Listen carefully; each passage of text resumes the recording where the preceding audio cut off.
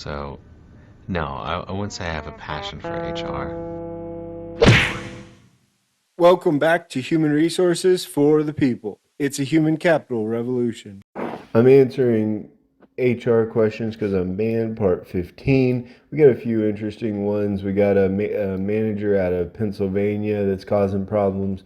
We got a FMLA question out of Indiana. And then finally, we got an employee retention benefit problem in Nevada. So let's get started with the manager out of Pennsylvania. And it says, the manager gave me a points warning in public. Is this okay? I work at a hotel and found out last week that I have to find a place to live by the end of the month, and I ended up calling out 2 days just to get my head straight. My employer works on a point system where after X amount you get a written warning and it escalates from then. My manager presented me the paper to sign at the front desk in front of guests and a coworker, which just feels like a breach of privacy. I'm mainly wondering if this is okay or not legally.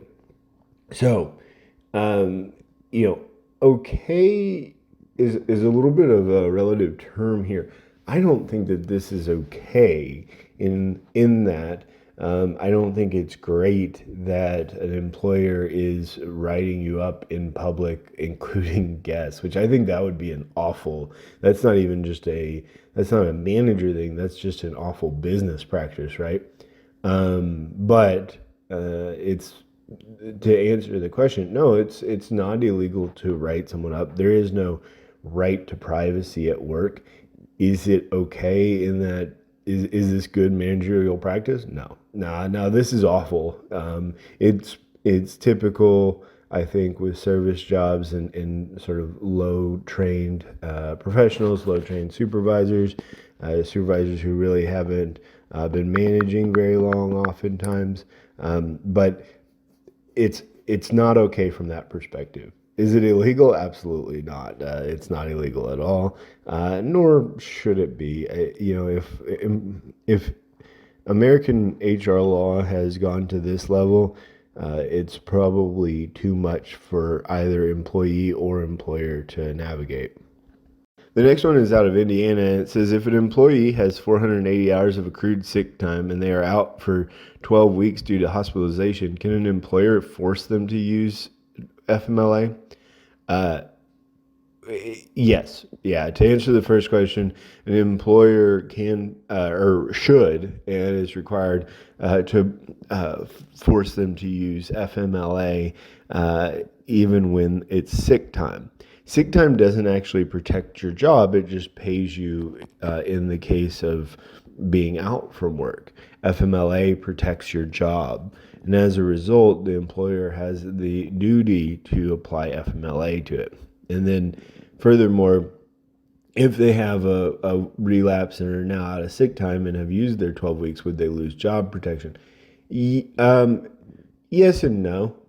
They would obviously lose job protection under the FMLA. That is correct. That is certain.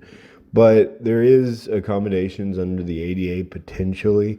There is issues that could arise that would protect their job. Now it isn't certain like FMLA, but it is something to understand that it does exist, and there's a potential that they would be fine from that perspective. And this one cracks me up out of Nevada. It's one of those things, and it's quite frequent in this line of work, where other employees get other employees worked up and be upset, frustrated at the company, all for nonsense. And really, it's just a general human condition, right? But the question is, do companies receive money, tax credits, grant money, etc., for 3 month and 6 month employee retention? If so, is there a way to find out if your company is receiving benefits like this? Another employee told me I was lied to about my job duties, so I would stay for 6 months so the company could financially benefit. If I had known 5 weeks ago what I know now about my daily duties, I would have quit. I feel used. Well, you feel used because your coworker made up something that doesn't exist, and now you feel used. It's a little insane. I feel bad for him that they changed his job duties, but no, there is WotC, but I don't think that companies honestly take it seriously. They always, have you fill it out. I don't know if I've ever used a WotC, and if your company is relying on money like that, you want to run anyway because they're unlikely to be financially viable in the future. There is no real retention bonus or retention money that a company gets.